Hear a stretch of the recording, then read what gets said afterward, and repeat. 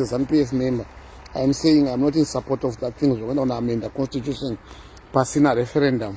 If people they want could referendum amend, and they do not amend the constitution using the referendum. Bita anamboti nemno bisasana PF anamboti amlanga kwanga obiswe mu office malali ati hande ko referendum tinonzwa kuti vanhu vari kuti kudi ikoko ndikonofanirwa kuperera nyaya dzenyika yedu. These people have got the right to voice about the matters which affect their livelihoods, because munhu anotonga nyika anoaffecta livelihood chizvarwa chese chenyika ndiani sapolisi. Saka anenge afanirwa kunge akasapotwa nevanhu vanenge vachizviti varidzi venyika vanove vana vezimbabwe 17 million. Saka vabvumidzei kuti vaite referendum kana vachida. Kana muri kuziva kuti munhu wese ari kuda, muri kutyei kuti vangoenda vanoendosa. Handi that is the theme iripo yekunzi munhu wese ari kuda. Kana munhu wese ari kuziva kunzi ari kuda, ari kubvuma, why no trying to muzzle them by saying no, we don't have to do it? Vala soro jena wemubato rangu ndizvo here zvatada kuita izvozvo. Ndo one man one vote yakaenderwa kuhondo nevakafa vakasara panyadzonya vakasara kuchimoyo, kuti isusu toda kuti tive neutongi hwejekerere hwekuti vanhu vanokwanisa kubvumirwa kuexpressa themselves through the will of the vote, kuti one man one vote. Kana zvakunzi vabvuma nemuromo handei kwemaconsultations anenge ane maanzi. Tinongodedza vanhu 7 vari apa patovapa maballot paper, votai. Vavhota tikati 8 out of 10 vabvuma, zvabvumwa koti kurambirei. Ene zvinanzwa mumwe akuti hanzi rutendo wapindwa nei because rutendo decide to tell the truth. No, tongogara tiri pamaheadlines pamaspotlight, wese ada kutaura munoda kuita mazoi, munosunga, munorova. Ndo here zvinhu zvachona zvokuti kutonga nyika. No man, zvimwe zvanga tinofanira kuita tichifunga kuti we have got younger generations dziri kumashure uko. Vana vedu vachada kurarama munyika inonzi Zimbabwe iyoyo. Yes, ZANU-PF iri kutonga, tinoisupport, but kana zvakuitwa zvisiri izvo tongonzira bei chisapota chii. Maswera sei muri Zimbabwe, welcome to our channel. Apa tinokupai nhau dzinochitika matima na nyika yedu yeZimbabwe. Azvinokumbira mushe mbato yeZANU-PF vakunetsana hama vane bongo zozo mushure mekunge vamwe vava kuona kuti aiwa matongero akuita nyika asiriwo. Nyaya yabuda mushure mekunge one of maZANU-PF apologist Rutendo Matinyarare akabuda achichema nematongero ari kuitwa nyika nawo Mnangagwa. Akabuda chara iye achiti vaMnangagwa havanambogadzisa nyika zvokuti vanodhiserva kupiwa 2 terms muri Zimbabwe. Nyaya ino yakanetsa vanhu vachitaura vachiti aiwa Rutendo Matinyarare ava kurasika. Vachati aiwa Rutendo Matinyarare zvaakuita sandizvo hazvina kupera mushe muri Zimbabwe.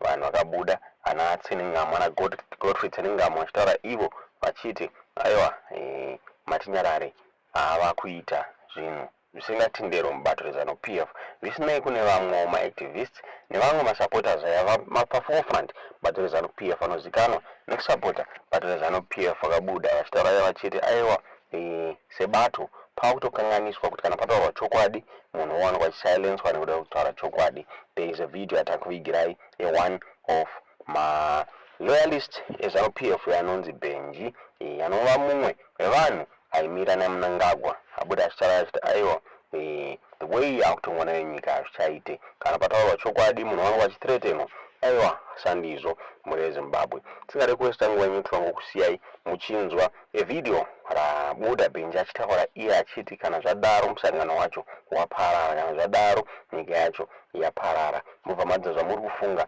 pamusoro penyaya iyi mucomment section. Chinjukura yaZANU-PF chii is that thing chekuti mayouth ekuZANU-PF or the next leaders in line havabvumidzwe kuquestiona anything chaitwa neleadership. Anobva atonzi mutengesi munhu iyeyo. Around midday today ndaona post anonzi Godfrey Tsenengamo achibvunza Rutendo kuti chii chakubata, because Rutendo he decided to speak the truth. Rutendo is 100% right. Rutendo angoti we have to do what the book says. The book says kuti kana tichida kuamenda any act iri muconstitution medu toita referendum tonobvunza vanhu vese ruoko rwavo sekuita kwavakaita pana 2013 kuti mutemo especially mutemo inoita chekuita nekusadzwa kwemaleaders avo. You can't say to the people vari kuda vari kubvuma nekuti une vanhu 50 vari around vari kuti yes, for the other 950,000 to make it 950,000 vasiri ipapo. Why don't do the right thing? Mavoices avo arikuda kunzwikwa. Mari iri kushanda kusa referendum ndeyenyika, izi mari iri kubva muhomwe ma-anybody. So what needs to be done ndezvekuti if we are very honest to ourselves, we have to do what is right. What is right? Toita referendum rine chekuita nekuti 2030 toenda here, vanhu kana vabvuma toenda. Toita referendum yekuti munhu hamuchavhota, imi maakuvhoterwa dai ma-MP kana vabvuma zvoitwa sekudaro, kwete kungoti munhu wese ari kuda.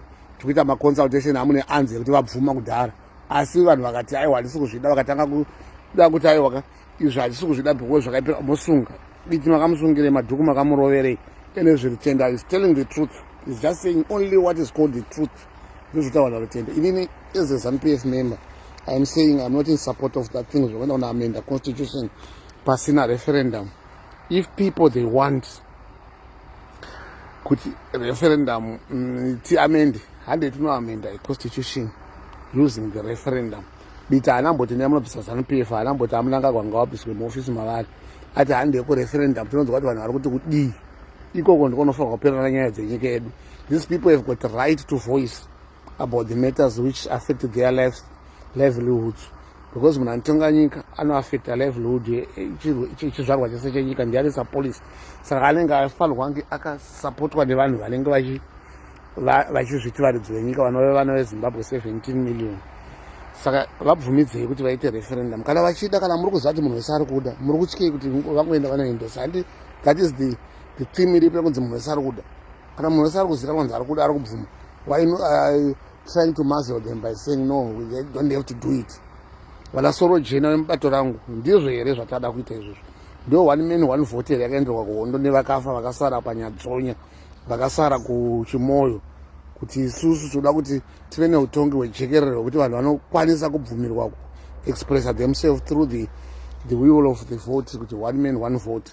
Kana zvakunzi vabvuma nemuromo hande kwemaconsultations anenge ane maanzi, tinongodedza vanhu 7 vari apa patovapa maballot paper, votai, vavhota tikati 8 out of 10 vabvuma, zvabvumwa koti kurambirei.